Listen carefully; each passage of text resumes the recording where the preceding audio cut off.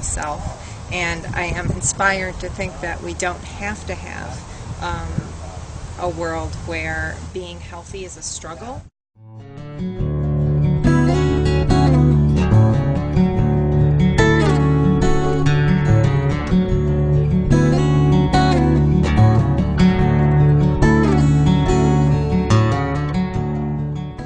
So we all know that there's a national crisis with the obesity epidemic, and even though Vermont is considered one of the healthier states in the nation, we have this problem here too.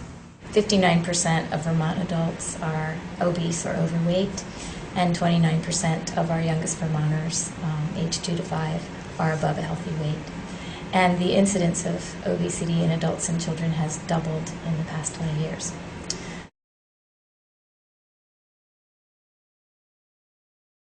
What we know from research is that the leading causes of obesity, type 2 diabetes, and other chronic diseases are the lack of physical activity and healthy eating in our lifestyles these days. So what the Healthy Communities Coalition is trying to do is to make the healthy choice the easy choice, where people live, work, learn, and play. So we're working with a wide range of organizations within communities, from schools and other youth-serving organizations to businesses, workplaces, neighborhoods, stores, and entire communities, to try to increase and improve the supports for people to get routine physical activity and to have easy access to healthy fruits and vegetables.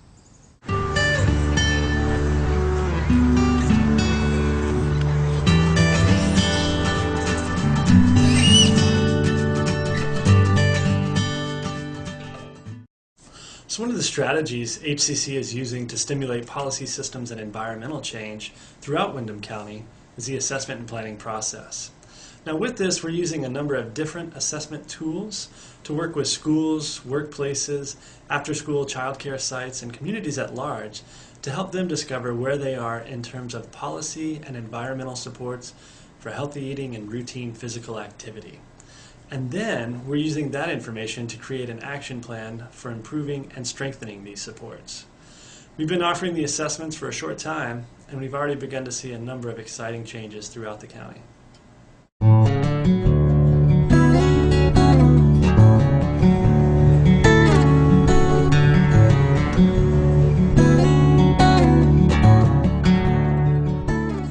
I think we had accomplished a lot of our little goals, our kind of scattered goals, and we're really looking to have a broader view of health and wellness in the school. And it forces you to kind of sit down and look at your program and what you're doing and give some direction to where you want to go and to think about it that way. And I think, although we've had some successes in our individual little things, it's really nice to have that overall view and focus. And all the players were there, the nurse and the food services and PE and some classroom teachers and parents, and it was, I thought that was great. The main thing that came out of the process was the walking to school, and I know the state has a big push for biking and walking to school, and it's difficult in this area because everybody lives so scattered, far away, but we have applied for some money to put in a walking path and to try to get kids to walk on a daily basis. Even though they can't walk to school, they can walk at school.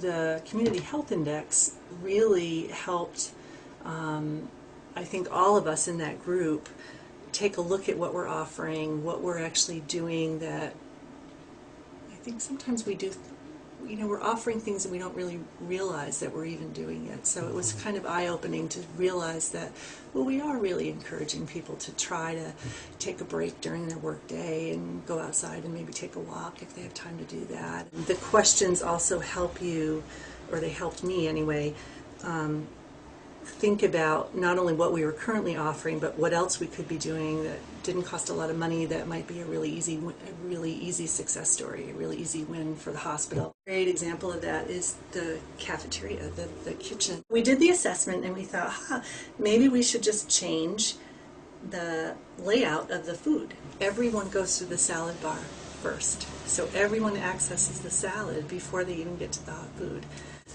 And before, people used to pick up the hot food bar, fill their plate, and then bypass the salad completely. So it's been a really, it was sort of a low-tech, almost a no-brainer kind of shift and flow that's really impacted.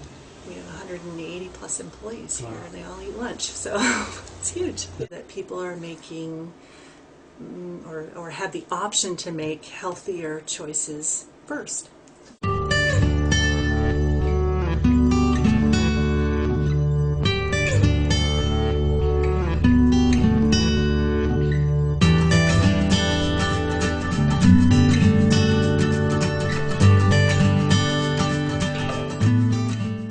Our place serves meals Monday through Friday, breakfast and lunch.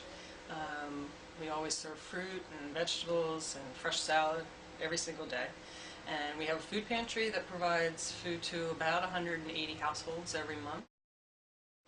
The average number of people that use the food shelf in those 180 households is about 510 per month. In our dining room, we serve about 1,100 meals per month now. It's up from about 850 this time last year. Twice a week we get probably about 7 or 8 cases of everything from strawberries and blackberries to eggplants and cauliflower that we also either use in the kitchen, but often there's more than we can use in the kitchen, so we put that out for anybody to take too. And I hear this a lot, I remember my grandmother, she had a garden and she canned and she did these things, but it's just a lot of those skills have not been passed down, and our lifestyles have changed. And we've been trying to bring people together from different organizations or just people that reside in the community to figure out how we can generate more, not just conversation about what the community needs, but actually community action about what the community needs. So in order to get some more information about what people were facing as far as access to fresh food in this area, we decided to do a food survey. We ask a lot of different questions in the survey, everything ranging from how many times a week do you shop to how do you plan your meals, what kind of access do you have to fresh fruits and vegetables, and all of the survey will be really helpful in informing the decisions that we make as far as what kind of classes or education or programs that we offer. Finding out what people's needs are through the food assessment is really very important for us, because otherwise we're trying to find solutions to a problem that may not exist really, and we want to find solutions to problems that people are having that we can actually make a difference.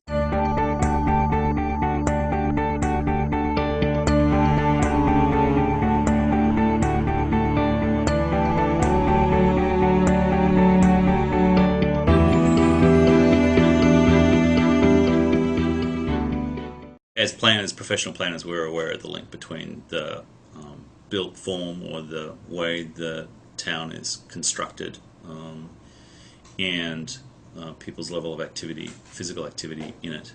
We're aware that even though it's a small community and it's got a beautiful setting, people are heavily dependent on the private car as a means of transportation. And we're aware from our work using public health data that obesity is present in Brattleboro. It is an issue. Mm-hmm. It's particularly present amongst a segment of the school-age population, and that we've been involved in developing a draft town plan for 2 years now, and we set off with some goals around what we've now come to think of as livable communities.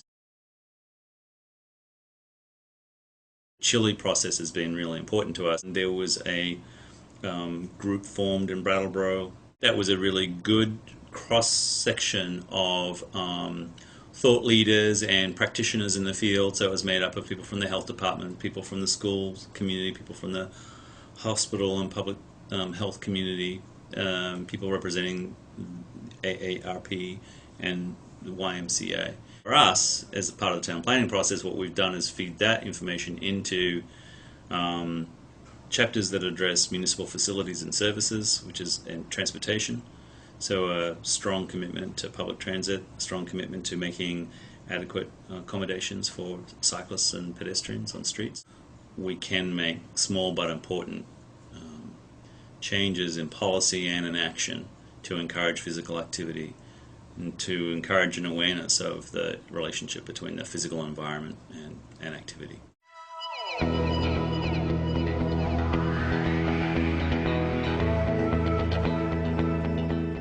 I think that in general, I'm really encouraged by sort of the latent, maybe dormant interest that now with the catalyst that we're offering is allowing people to change.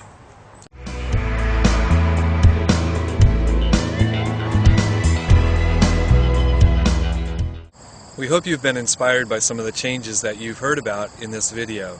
If you'd like to make the healthy choice the easy choice where you live, work, learn, or play, please be in touch with us. We look forward to working with you.